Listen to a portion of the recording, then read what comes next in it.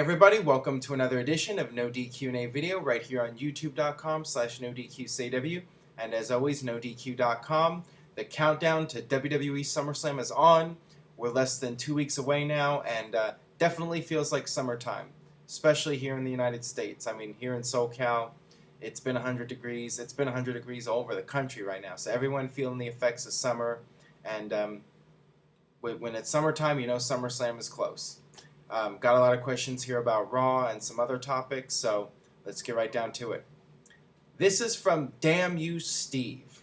Interesting username right there. Hey, Mr. Rift, what do you think of the 3-hour Raws so far? What should be their goal with it? I think there should be more time with new wrestlers, more matches, and cut back a little bit on promos. First of all, I don't think they're going to be cutting back on promos. If anything, they've been increasing the promo time. They've been doing more backstage skits, which is what I expected when they announced the 3-hour Raws. But they've done other things. I mean, they have increased the time of matches. The matches have been given more time. And as far as new wrestlers go, I would love to see them push some new talent and give new talent an opportunity, which, I mean, they have been doing. I mean, we saw the primetime players on Raw. We saw Alex Riley on Raw for the first time in a long time.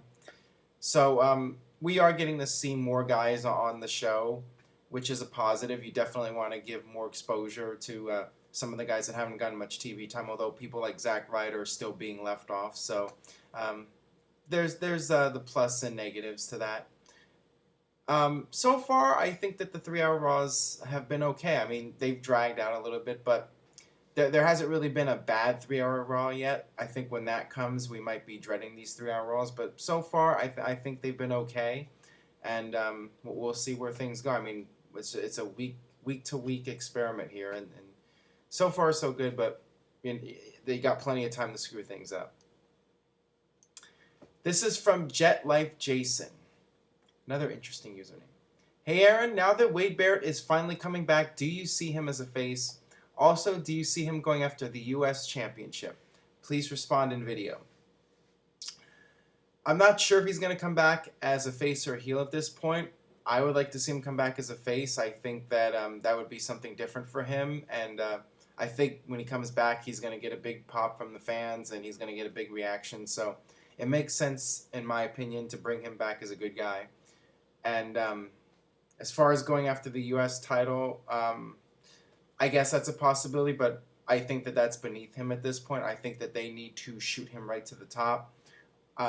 I was really impressed with that video package. I thought WWE did a great job with it, and it made him look like a big deal. So if it was me, I would push him right to the top. I think that he really has potential. I saw something in that video. He comes off like a guy that could be a main eventer. So I think that they need to, go full force with him and give him the big push and see where it goes. I would bring him back and push him straight to the top.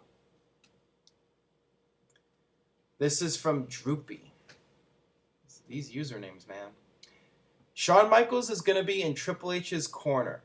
This leads me to believe that there will be a point where HBK has to decide whether or not to throw in the towel. How do you see this playing out? That's an interesting point right there. I mean, obviously, Shawn Michaels is going to play some sort of role in the outcome of the match, and the only finish I can see is Brock Lesnar just destroying Triple H, and Triple H is out of the picture for a while.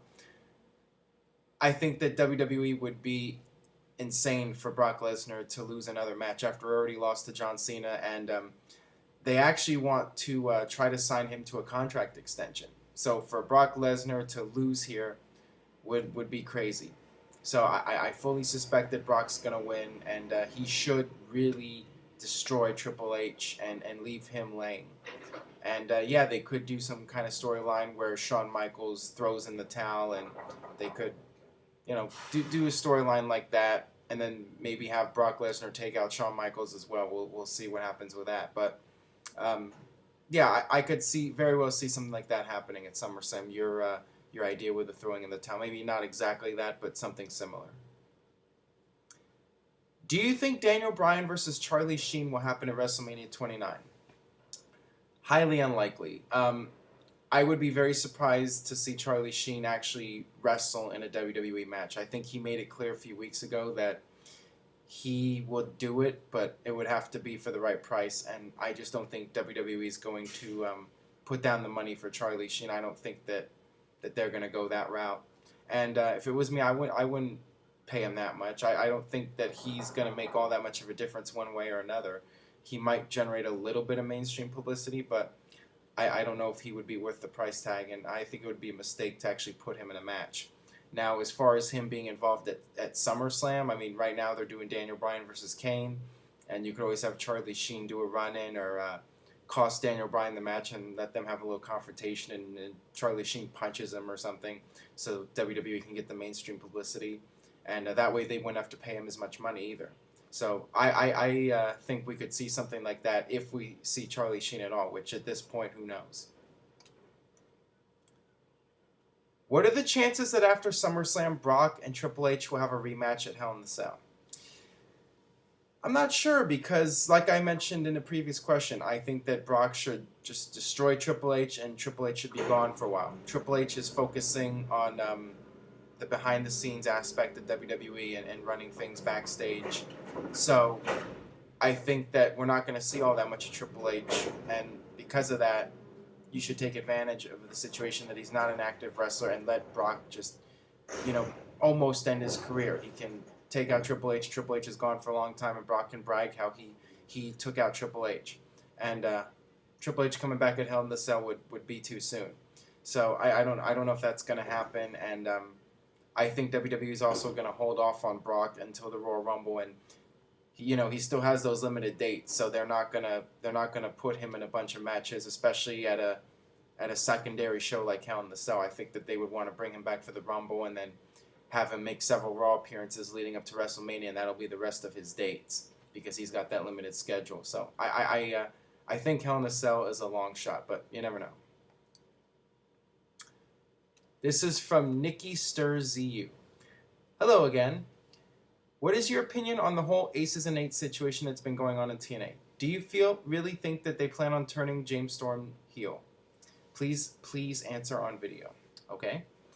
I've talked about the Aces and Eights storyline before. As far as turning James Storm heel, I don't think that that's where they're going. I think that it's all a tease, and it's the storyline's going to reveal that Aces and Eights are trying to turn the baby faces against each other, and that's why they're purposely not attacking James Storm.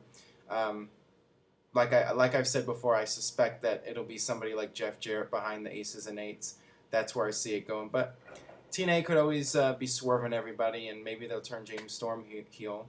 I mean, who knows? But wouldn't make much sense. The way the storyline's playing out, it feels like that James Storm is being set up, and that they're trying to have everyone turn on James Storm. That's how it feels in the storyline. So to do something different, I think would not have the logic behind it.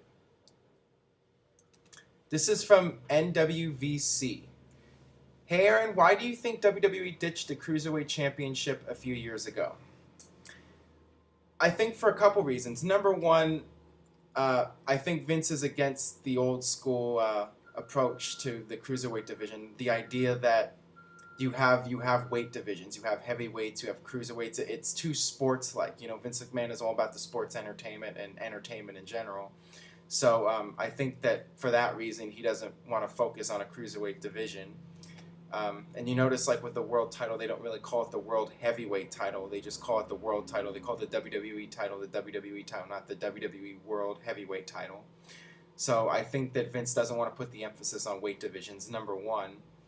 And the other reason is that the Cruiserweight division wasn't his idea. It was WCW that started the Cruiserweight division, and when WWE had a light heavyweight division to try to compete with that, because the Cruiserweight division was successful in WCW, and Vince felt that he had to try to compete, so that's why he brought in the light heavyweights.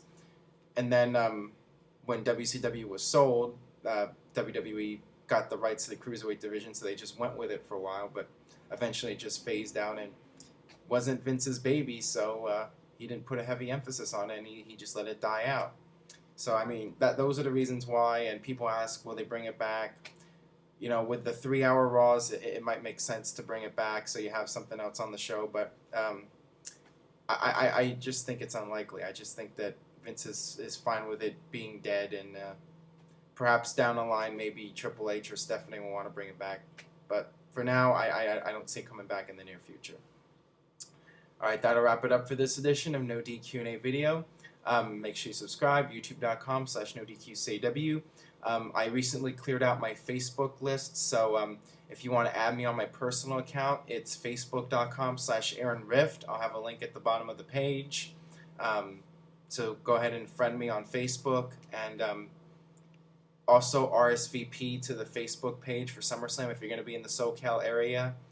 We're having the post-SummerSlam get-together at Hooters after the show, so if you're anywhere near the Staples Center on August 19th, come by and say hi. Meet up with us. There's a page on Facebook, so just search for it, No DQ SummerSlam. Just put in the search bar and you'll find it.